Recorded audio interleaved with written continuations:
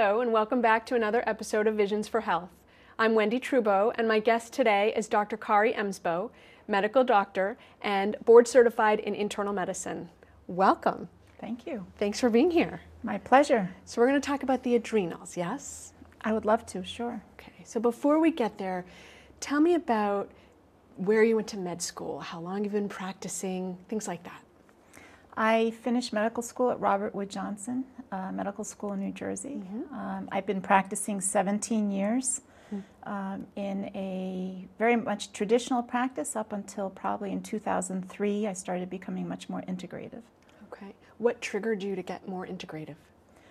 I think I've always been the student in the class that asked why and how an awful lot. So when starting to practice traditional medicine, very often I wasn't able to answer questions that patients had about their illness because very often they didn't fit into the black box of the typical diagnosis. And when you start to ask why and how with many medical illnesses, you start to branch out and start to understand the reasoning behind an illness and what might have led to that illness. I remember why as not being a very popular question in med school. No, exactly.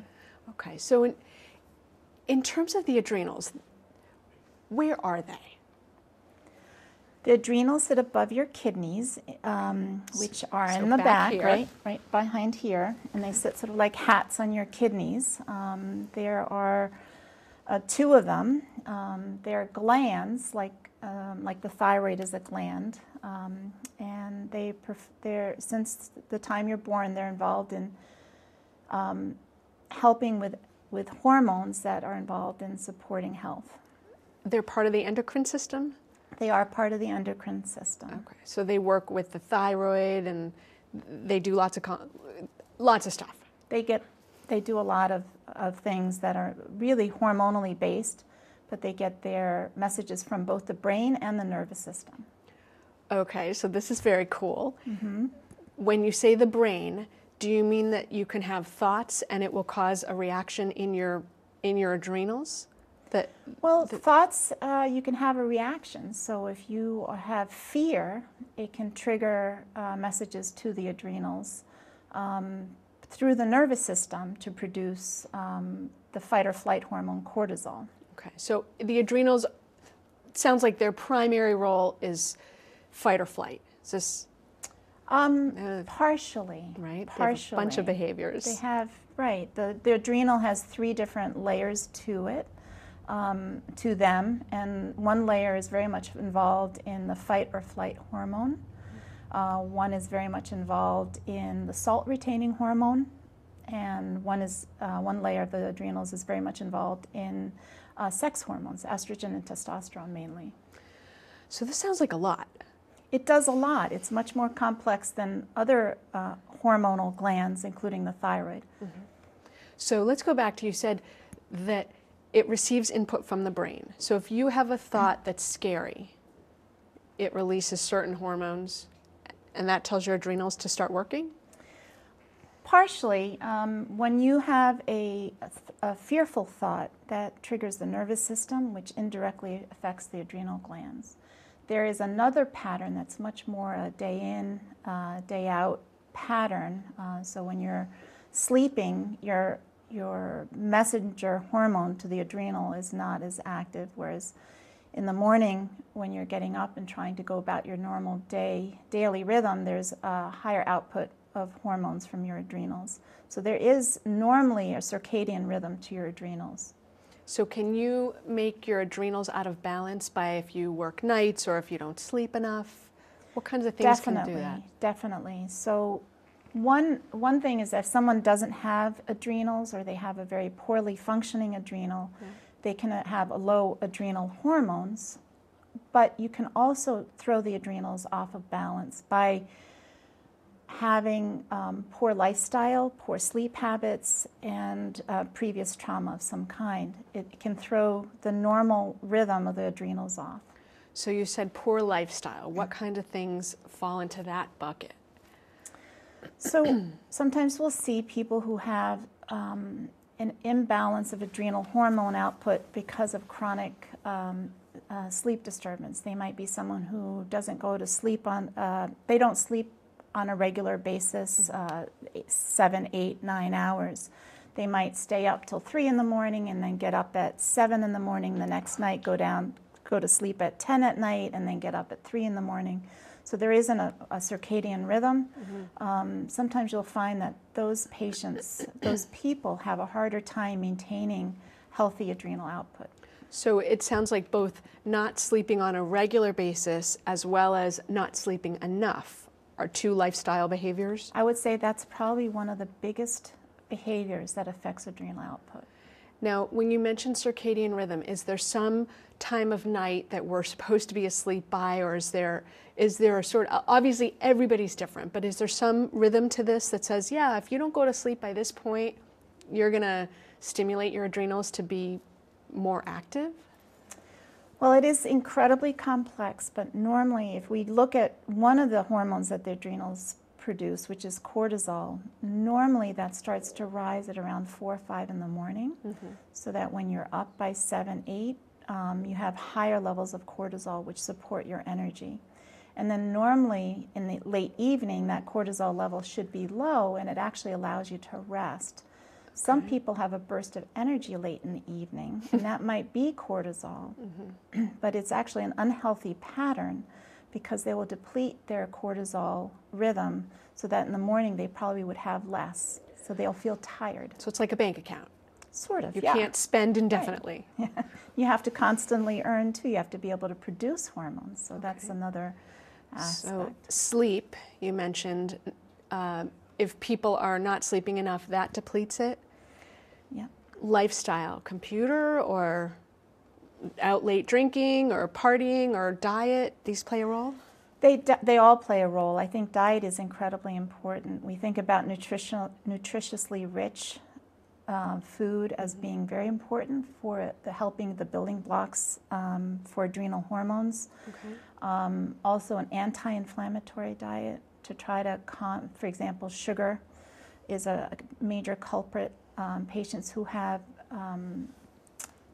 metabolic syndrome or who have a tendency to have hard time metabolizing sugar can be at risk for adrenal dysfunction. Really, any illness can be a risk factor for adrenal imbalance. There's a lot in what you just said. So when you say sugar, are you talking about table sugar, or are you talking about foods that easily convert to sugar, or both?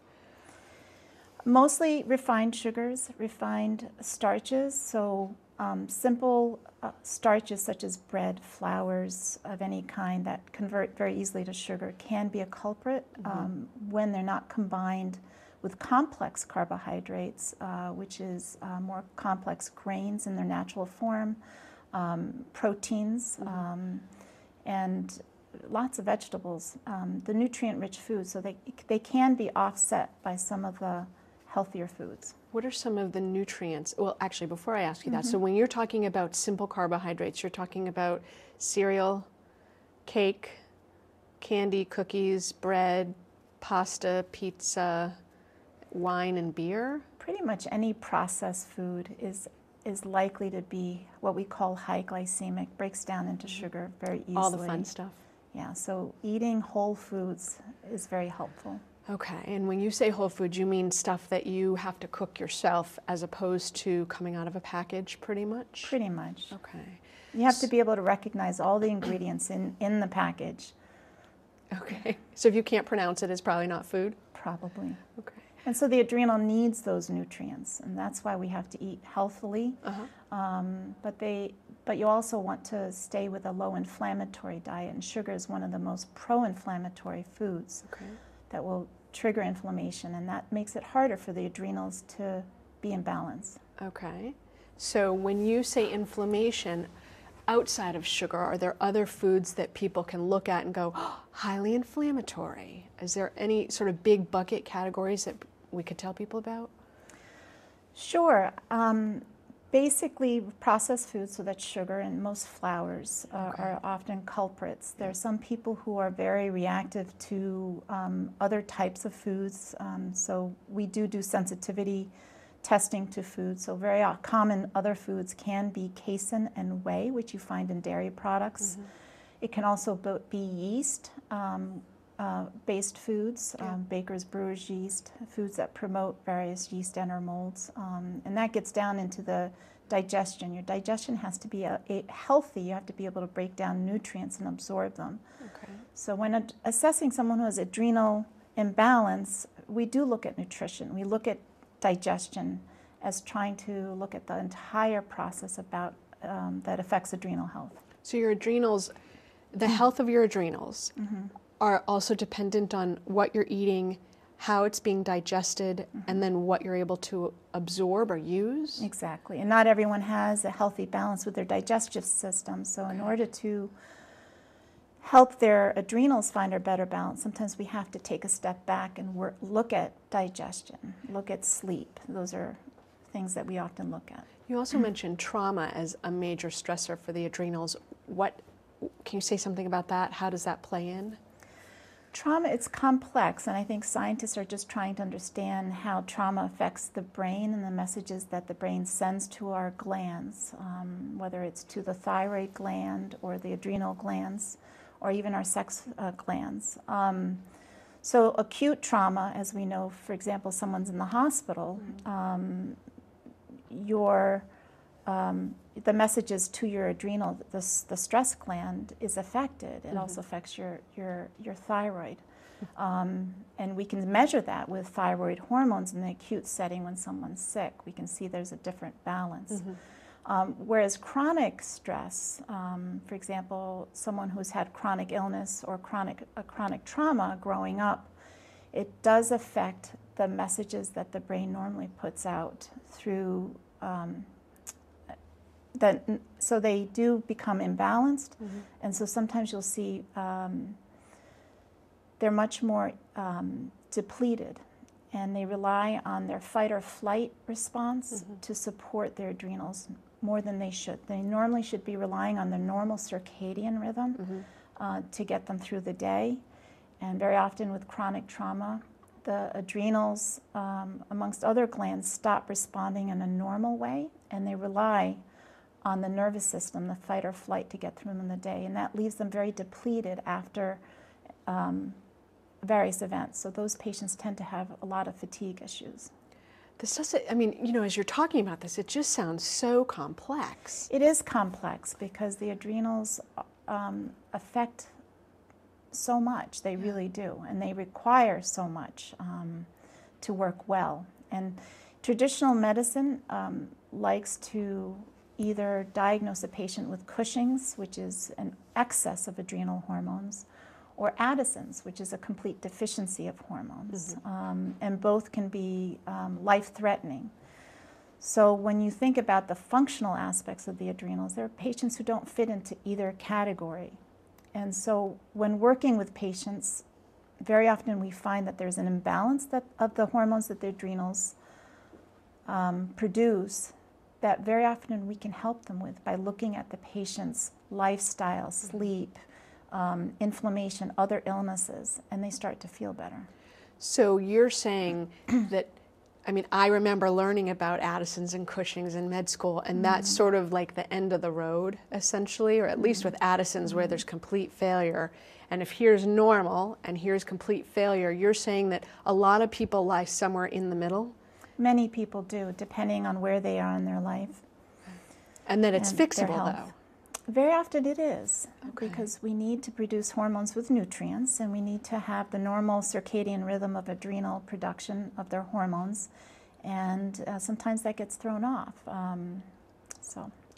Okay, so now let me ask you a question. Can the adrenals impair digestion? Can they impair digestion? Or can they tell the liver, like, stop? In fight or flight, typically you're not going to digest your food, right? You're going to... Right, so if we talk about the balance of the sympathetic nervous system, the fight or flight nervous system, versus the rest and digest nervous system, And if they're in imbalance, so for example, you're in fight or flight, you're not digesting as well as you should, you can have an imbalance of your adrenal glands, because the fight or flight nervous system is triggering the adrenals through the sympathetic nervous system to produce cortisol, epinephrine, norepinephrine. And usually in those patients, you'll see an imbalance, and they have to learn how to trigger their parasympathetic nervous system to rest and digest. So how do you do that? Well, people do it in different ways. I think mindfulness is incredibly helpful. Remembering just basic posture to start with. Many patients don't realize how important it is to pull their shoulders back, pull their diaphragm down, catching a deep breath. Just by taking a deep breath and holding it and relaxing and breathing out gradually and slowly, you can actually bring the heart rate down, which is a great measure for the parasympathetic nervous system. So patients can learn mindfulness and stress reduction just by posture, awareness, and breathing. But many patients engage in activities such as yoga or meditation, exercise. Martial arts, Tai Chi, Qigong. Exactly. Okay, so those are all things that will activate or calm the adrenals down, quiet fight or flight, and raise digest and rest? They will. They're all looking at posture, movement, breathing, mental relaxation. Some patients, I think, can burn out their adrenals by over-exercising. So I think, like with many things, there's a balance. Is there some, when you say to people exercising, is there some way that people can tell if they're exercising too much or if it's the right amount? I think so. Most people feel energized by exercise, but a lot of patients who have chronic illness or chronic fatigue, they realize they can't do too much because they become depleted. And so they're not ready for that more intense exercise, and they have to gradually move into that. So for them, gentle yoga might just be all they can do, and that's fine. It's moving in the right direction. Is there so if someone feels energized, that's a way to say, okay, it's good. If they feel jittery or fatigued or depleted, that's a way to say that was too much? Exactly. Those symptoms you described are examples of adrenal depletion. Okay. Jitteriness, lightheadedness, dizziness. Okay. Now you mentioned nutrients. What kind of nutrients help support the adrenals? Most of the B vitamins are very important. Zinc is important. Vitamin C is important. There's some in ancient medicine, very often they use adrenal adaptogens to try to help the adrenals repair. What's an adaptogen? It's a good question. So sometimes there are some nutrients that if you take them, they help blunt your stress hormone, your cortisol. So those nutrients would be sometimes helpful to take in the evening hours, for example, when you're trying to fall asleep, but you're restless and you're maybe nervous or anxious and you can't quiet yourself. Chances are your cortisol level is up during that time. So there are things that can quiet the adrenals down. And then are there things that can build it up? There are, and it depends on the balance of the nutrients you take. So very often we'll give patients guided specifics about what nutrients they should be making sure they include, either through their nutrition and on occasion through supplements. So if you're lying in bed at night and you're feeling what I'll call revved up, clearly they're not going to have the consultation with you at that point. But is meditation or deep breathing something that can make a difference in terms of quieting the adrenals also? It definitely can. I think that getting into that practice is a good idea. We always talk about sleep hygiene, and in the evening hours we shouldn't be drinking caffeine, having too much dessert or sugar. We shouldn't be watching news that's alarming. So the news, basically. anything that's overly stimulating will probably trigger your adrenals to produce extra stress hormones. So it's better to find ways to quiet down. So deep breathing is a good idea. Some people take a warm bath, listening to relaxing music are all helpful. You haven't mentioned computers. Computers are probably a major culprit in our society for chronic fatigue. I'm assuming that there's no data on this because I haven't seen anything, but is there some period of time that one should stop the computer before bed? Because it's not just shut the computer, brush teeth, go to bed, right? Right. I think most of us can't turn off the switch. I think little toddlers probably can. They can go from running around to collapsing in your arms and be ready for bed. But most adults can't. They need to have some downtime before they try to get into their bed to go to sleep. And I wouldn't recommend getting into bed before you sort of have had that downtime. Okay.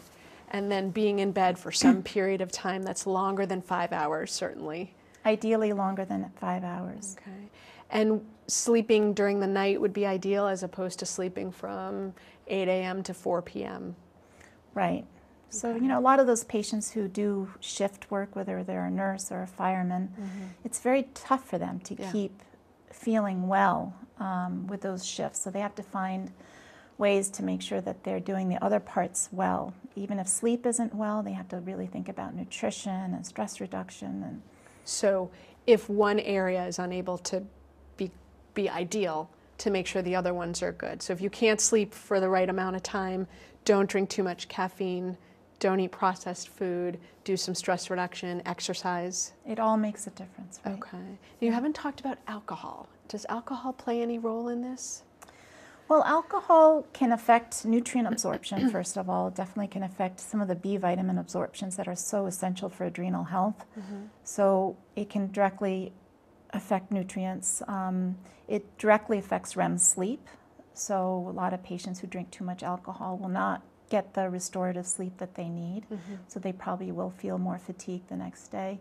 And then alcohol often has some of the high inflammatory nutrients in them, which include gluten and refined and sugars.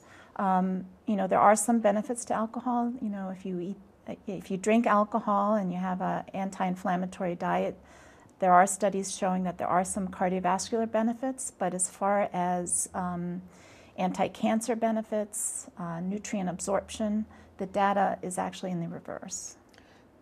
Meaning that it promotes? It promotes poor health, increases the risk for cancers. Oh, I don't think anybody thinks about that. And affects nutrient absorption through the small intestine and the stomach, so that patients are much more likely to be nutrient deficient, hence affecting the adrenals. So in about 25 minutes, you and I have just taken away all the fun stuff, essentially. Well, fun is important. I think people need to have endorphins. I think that's part of feeling well. But we're talking on a daily basis. So occasional cake or candy or cookie or pasta is okay, but not every day. Exactly. Okay, and alcohol not every day. Preferably not. It will affect you. What about caffeine? Well, for people who have fatigue, it definitely can jolt you. It can be very stimulating, and it can throw off your rhythm. And we know that genetically there are slow metabolizers and fast metabolizers of caffeine, and it's hard to know who you are. But if you're someone who can't sleep at night, I would not recommend caffeine. So could you, without doing expensive testing, presume you might be in the slow metabolizer category if you have caffeine at 6 in the morning and at 10 o'clock at night you're still like, oh my God, I can't calm down? Probably. Okay. Probably. So that's a good, easy, quick. It's free too, right? Right. Right. Most people know. Most people know that if they drink caffeine, their heart will beat too fast. They get jittery. Okay. Those are good signs that it's not for you. Got it. I remember being in college and drinking caffeine and thinking, I'm not awake, but I'm jittery. Right, right. So that was it. Right. All right. Now, is there, and then the vitamins, are these all sources from food or is it also supplemented? If people are fatigued, do you typically say? Well, I think we always try to look at nutrition first and foremost. So trying to educate patients about the nutrient content of their foods, trying to when they're hungry, reaching for nutrient-rich foods rather than those empty calories that will make them feel satisfied temporarily but will not help their nutrient status. But there are many patients who are depleted. You know, after years, they just haven't been able to absorb the nutrients well enough. So some patients actually do need help beyond what nutrition can provide. Mm-hmm. And we very often can do testing. That's often functional medicine testing to help guide us. Mm-hmm. But we very often stick with basic principles. So a broad nutrient support, anti-inflammatory supplements can very often be helpful. And then sometimes we talked about the adaptogens. Mm-hmm. Sometimes we'll use those. So many patients benefit from that, actually. I mean, it sounds like this is what I would call multifaceted. Mm-hmm. So it's not just one thing that's going to make a difference for people. It's looking at, like you said, their lifestyle, any unresolved emotional or physical trauma, their nutrient status, what they're eating, drinking, and sleeping. So yeah, it's usually not a quick fix, and you know, sometimes we'll find someone is very low on some of the adrenal hormones, for example, salt-retaining hormones, and they feel lightheaded and dizzy, mm-hmm. and they sort of function like an Addison's patients, but they don't have the diagnosis. Sometimes we'll even use pharmaceuticals to help them while we're building the nutrients up and trying to get the stress hormones into better balance. So we use nutraceuticals, which are supplements. We use prescription medications on occasion. Mm-hmm. But those sort of are second line next to lifestyle and basic nutrition. I mean, it sounds like lifestyle is your bank account. It is. It is. And not all of us have control of our lifestyle. So some of it is from what happened in childhood. Mm-hmm. Some of it is your daily circumstance. But there are things that you can do to help you. So you do this for people who come in and ask, and you'll look at their adrenal status? When it's appropriate, sure. We look at adrenals through various forms of testing. Thank you for coming on the show today. You're very welcome. Thanks for joining us for another episode of Visions for Health. I'm Wendy Trubeau, and my guest today is Dr. Kari Emsbo, medical doctor and board certified in internal medicine.